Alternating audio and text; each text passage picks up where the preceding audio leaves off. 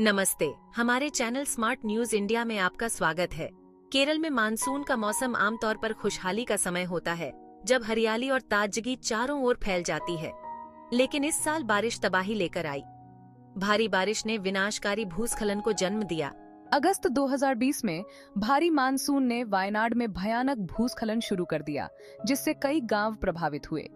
वायनाड, जो अपनी प्राकृतिक सुंदरता और शांत वातावरण के लिए जाना जाता है, अब एक त्रासदी का गवाह बन गया। आधी रात को हुए भूस्खलन ने कई घरों को टनों मिट्टी और मलबे में दबा दिया। लोग अपने घरों में सो रहे थे जब यह आपदा आई और उन्हें मलबे में फंसा दिया।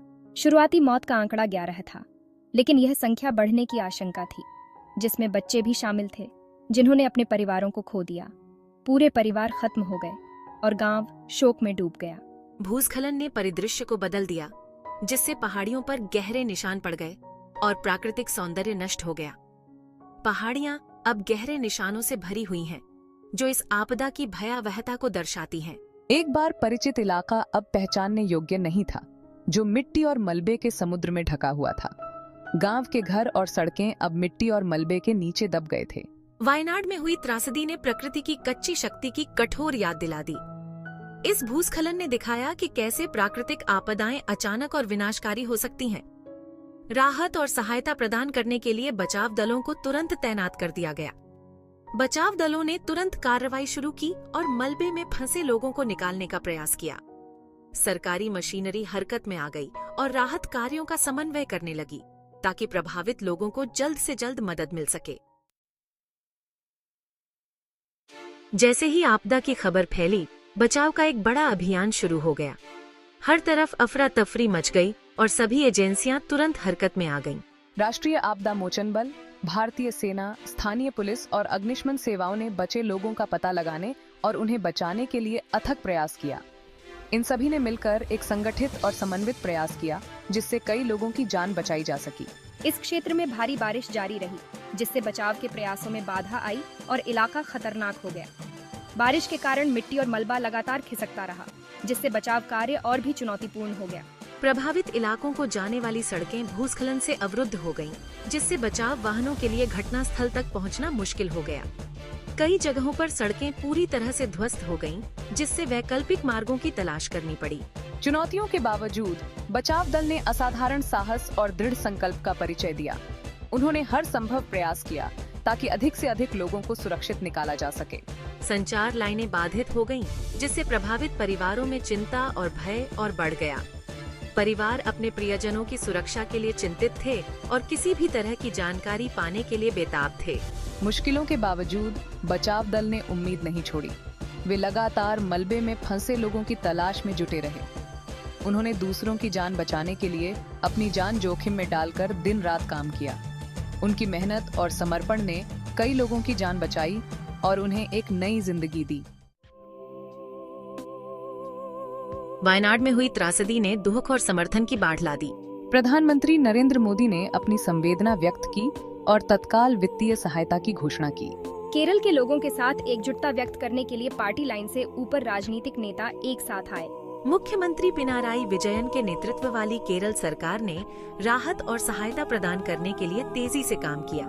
जिन लोगों ने अपने घरों को खो दिया था, उन्हें आश्रय, भोजन और चिकित्सा सहायता प्रदान करने के लिए राहत शिविर स्थापित किए गए थे। वायनाड में भूस्खलन ने तबाही का एक निशान छोड़ दिया, जिसने पूरे क्षेत्र को हिलाकर रख दिया। यह तबाही शारीरिक और भावनात्मक दोनों तरह की थी, जिससे लोगों के जीवन में गहरा असर पड़ा। तत्काल प्रभाव कीमती जानों का नुकसान और सैकड़ों लोगों का विस्थापन था। कई परिवारों को अपने घर छोड़ने पड़े और अस्थायी आश्रयों में रहना पड़ा। भूस्खलन से बुनियादी ढांचे को काफी नुकसान पहुंचा, जिससे यातायात और संचार बाधित हो गया। सड़कें, पुल और बिजली की लाइनें बह गईं, जिससे क्षेत्र में अंधेरा छा गया और लोगों को आने जाने में कठिनाई हुई। नुकसान की पूरी सीमा का पता लगाया जाना बाकी है, लेकिन इसके करोड़ों रुपए होने का अनुमान है। यह आर्थिक बोझ सरकार और स्थानीय समुदायों पर भारी पड़ेगा। विशेषज्ञों का मानना है कि पुनर्निर्माण में वर्षों लग सकते हैं और इसके लिए बड़े पैमाने पर वित्तीय सहायता की आवश्यकता होगी।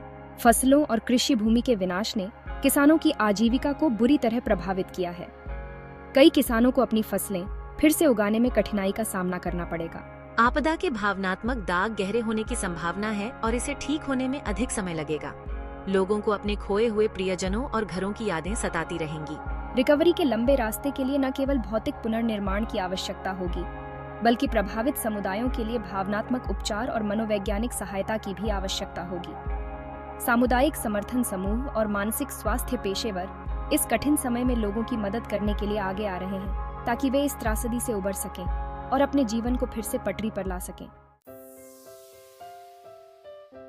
वायनाड भूस्खलन आपदा तैयारियों के महत्व की एक गंभीर याद दिलाता है। आपदा ने मजबूत पूर्व चेतावनी प्रणालियों, स्थायी भूमि प्रबंधन प्रथाओं और प्रभावी आपदा प्रतिक्रिया तंत्र की आवश्यकता पर प्रकाश डाला। त्रासदी ने ऐसी प्राकृतिक आपदाओं के प्रभाव को कम करने के लिए एक बहुआयामी दृष्टिकोण की आवश्यकता को रेखांकित किया। एक महत्वपूर्ण सीख पूर्व चेतावनी प्रणालियों को मजबूत करने की तत्काल आवश्यकता है।